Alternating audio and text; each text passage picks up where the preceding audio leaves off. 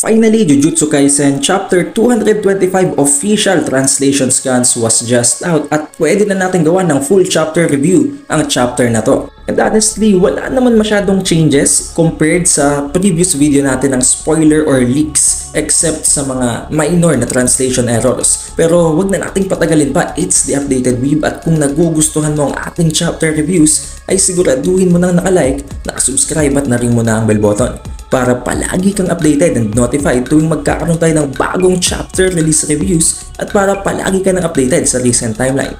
Bago ang lahat, panoodin mo muna ang ating chapter review ng Jujutsu Kaisen Chapter 224 at kung gusto mo, panoorin mo na rin ang ating chapter review ng spoilers para sa Chapter 225 dahil doon natin nabanggit ang ibang detalye na hindi na natin masyadong hihimayin dito.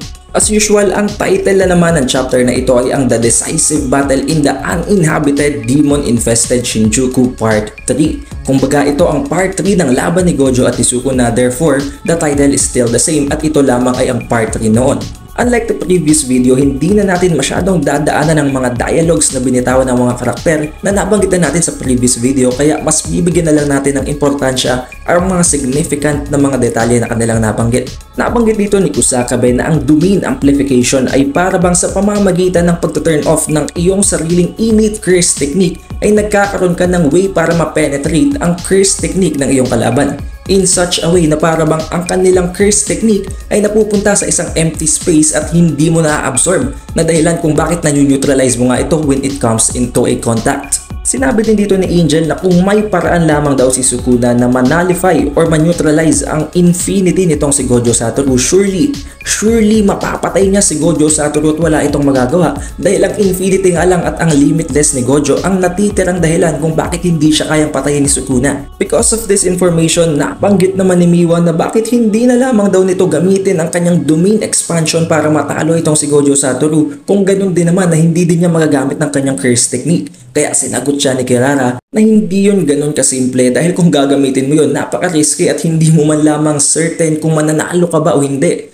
Habang sinasabi pa niya na hindi man lamang daw sure ni Sukuna kung kaya daw bang tamaan ng kanyang mga slashes si Gojo Satoru sa loob ng kanyang barrier technique. Habang sinabi naman sa kanya ni Yuji na confirmed at pwede daw tamaan and surely tatamaan si Gojo ng mga slashes or kahit anong technique na nasa loob ng barrier technique ng kalaban. Dahil na-i-reveal niya ito kay Yuji and na-experience ito ni Yuji first hand nang makipaglaban sila kay Jogo na habang ginagamit ni Jogo ang kanyang domain expansion na ang Coffin of the Iron Mountain. Nang dahil dito, nabanggit ni Uwi na baka daw siguro natatakot si Sukuna na ilatag niya ang kanyang domain kaya hindi niya ito ginagamit kay Gojo Satoru, na sinagot naman ni Shoko na kung sakaling yun daw ang nasa isip ni Sukuna, surely mababasa yun agad ni Gojo gamit ng kanyang shitty personality at ang kanyang six eyes. Kaya surely that is not the case and siguradong meron iba pang rason kung bakit hindi pa nila yun ginagamit at the moment. Dito ay in-reveal din itong si Choso na ang domain expansion itong si Sukuna ay isang barrierless na domain na pinagtaka ng lahat ng karakter na nasa scene. Dito ay napatanong bigla si Miwa kung isa daw ba yung big deal at kung imposible daw ba yun, as if parang napakamangmang ni Miwa dito.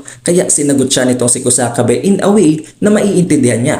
Pinabot niya kay Miwa ang isang tubig. However, ibinato sa kanya ni Miwa ang isang bottled water, kaya sinabi sa kanya nitong si Kusakabe na that's how a barrierless domain works. Ito ay parang isang impossibility na ginawang posible. Ang hinihingi lamang daw ni Kusakabe kay Miwa ay isang tubig. Bakit ibinigay pa sa kanya nitong si Miwa ang isang vessel? Na parang ang pinahihiwatig dito ni Kusakabe ay hindi kayang ibigay ni Miwa ang tubig kay Kusakabe nang walang ginagamit na bote. However, si Sukuna ay nag-aagawa niyang makapaglatag ng domain na mayroong sure hit effect without having a barrier. Kudos kay Gege Akutami para sa napakalupit na explanation niyang ito na parang medyo nagkaroon tayo ng mas simpleng portrayal ng kung paano natin i-imagine ang kung paano nag-work ang isang barrierless na domain. Nabanggit din dito ni Maki ang tungkol naman sa incomplete na domain ni Megumi Fushiguro. Unlike ng domain expansion ni Kenjaku at nitong si Sukuna, hindi katulad ng proficiency ng paggamit ng dalawang yon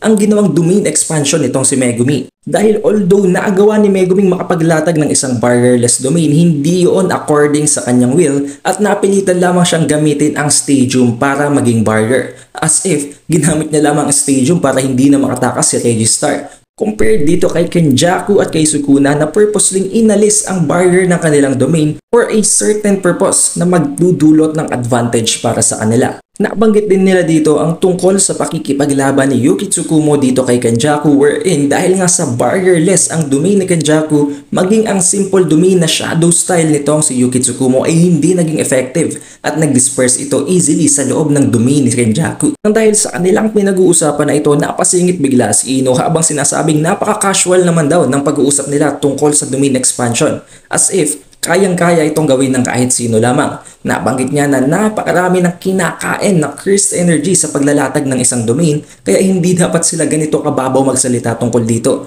Kaya na-explain naman sa kanya nitong si Inumaki at ni Yuta na hindi na yun problema kay Gojo dahil ang Gojo nga natin ay merong 6 eyes, may limitless at may unending reversed curse technique kaya hindi talaga niya iniinda ang paggamit ng cursed energy. Dito ay hindi naman nagpatalo si Kashimo Hajime habang sinasabing ganon din naman daw si Sukuna. And the difference is mas proficient and mas napakagaling daw ni Sukuna in terms of utilization ng cursed energy. Nasabi niya dito na napakagaling ni Sukuna na nagtatransition mula sa kanyang domain amplification papunta sa paggamit na naman ng kanyang curse technique na para bang hindi niya iniinda.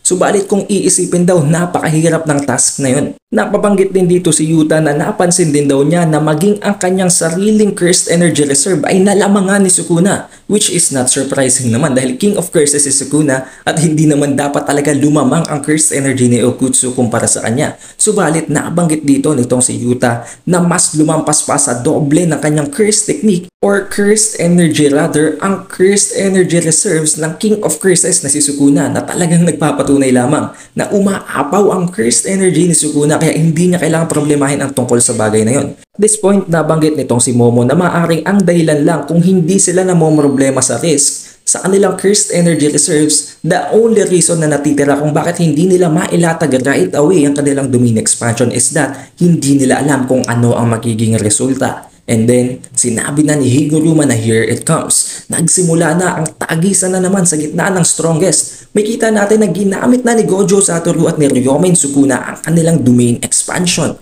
Habang unti-unting nabubuo ang sphere or ang orb ng barrier ng Infinity Void nitong si Gojo Satoru, sa loob naman ng mismong barrier na yon ay unti-unti ding nailatag ni Sukuna ang kanyang Malevolent Shrine. Isang napakagandang panel na kung saan ay nafi-feature ang Infinity Void ni Gojo na unti-unting lumalapit kay Sukuna na nababalutan din naman ng kanyang Malevolent Shrine na background. And as you can see, walang nakikitang kahit na anong takot sa emosyon ng dalawang ito. The only thing I can see from their faces are their ecstatic energy. Nabanggit dito ng narrator na ang paggamit nila ng kanilang domain expansion is evenly matched. Sa sobrang paired ng kanilang paggamit ng domain expansion ay nakakancel nito ang sure hit effect ng parehong domains. But that is also the very difficult part of this battle. The moment na may mag-collapse na isang barrier sa kanila, surely tatama agad ang atake ng domain expansion ng magwawaging domain. Hindi makapaniwala si Kusakabe sa kanyang nakikita, pati na rin itong si Meimei. But this is where things started to turn out for the worst. Nabanggit dito na within the barrier,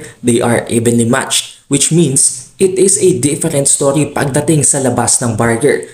As you know nga, napakalawak ng domain expansion ni Sukuna sa pamamagitan ng pag-create ng isang binding vow na nag-aalis ng barrier nito in exchange in a larger range na kung saan ay nagkaroon nga ng 200 meter radius ang kanyang domain expansion at kung sasabihin natin in diameter ito ay 400 meter diameter pa.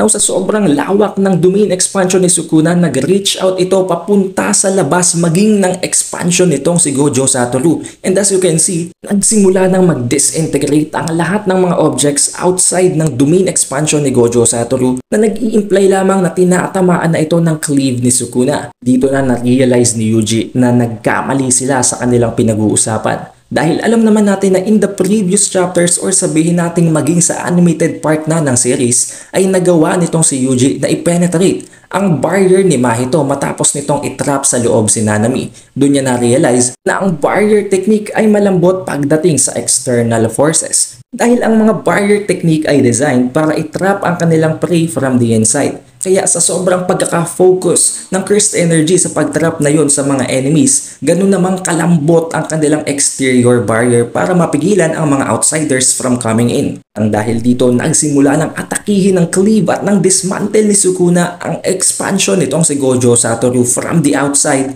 at nang dahil dito ay completely nabasag ang barrier technique ni Gojo na ang Infinity Void. And clearly you can see the domain expansion nitong si Sukuna na ang Malevolent Shrine is standing still. Kaya dito ay para bang napakanatuwa si Sukuna habang nagkakaroon ng isang devilish smile sa kanyang muka. Habang si Gojo naman ay hindi makapaniwala at gulat na gulat. And for the last panel, makikita natin na tinamaan or naslit na ang lieg nitong si Gojo nang tamaan siya ng sure hit effect ng Malevolent Shrine ni Sukuna. With an editor's note na the barrier of the strongest shattered. His savage blade breaks the unbreakable as if nutukoy dito na ang strongest armor ay nabasag or na-penetrate ng strongest blade naman na si Sukuna. I'll admit this is very unexpected. Hindi pa man lamang nagagamit ni Sukuna si Mahoraga at ang iba pang mga curse technique na nanggaling sa Ten Shadows curse technique. At ganito na agad ang nangyari kay Gojo Satoru. Pero hindi din naman mamamaliit natin ang ginawa nitong si Sukuna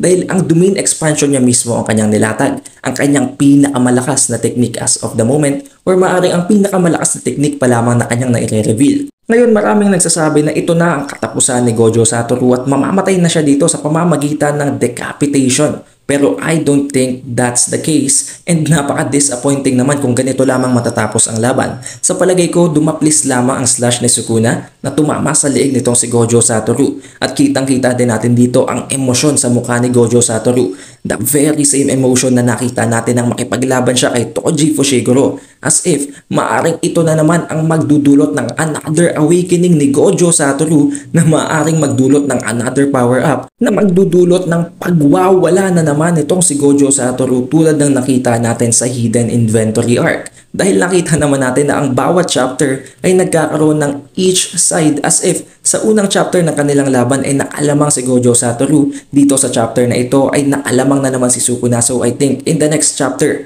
ay lalamang na naman si Gojo Satoru. Hindi ko kinakampihan si Sukuna, hindi ko kinakampihan si Gojo. And honestly, I think si Gojo talagang matatalo sa laban na ito. Pero let's just enjoy these chapters para hindi na tayo masyadong ma-stress sa pagtatalo. Pero syempre, okay lang din naman ang magkaroon ng konting argument so long as hindi nasasaktan ng inyong ego. But I guess that's it para sa ating chapter review ng Jujutsu Kaisen Chapter 225. Be sure to leave a like, mag-subscribe ka na rin at antayin mo ang susunod na ating chapter review next week para sa Jujutsu Kaisen Chapter 226 dahil hindi magkakaroon ng chapter break. Let me know your thoughts in the comment section below. It is the Updated Weeb and I'll see you on the next one.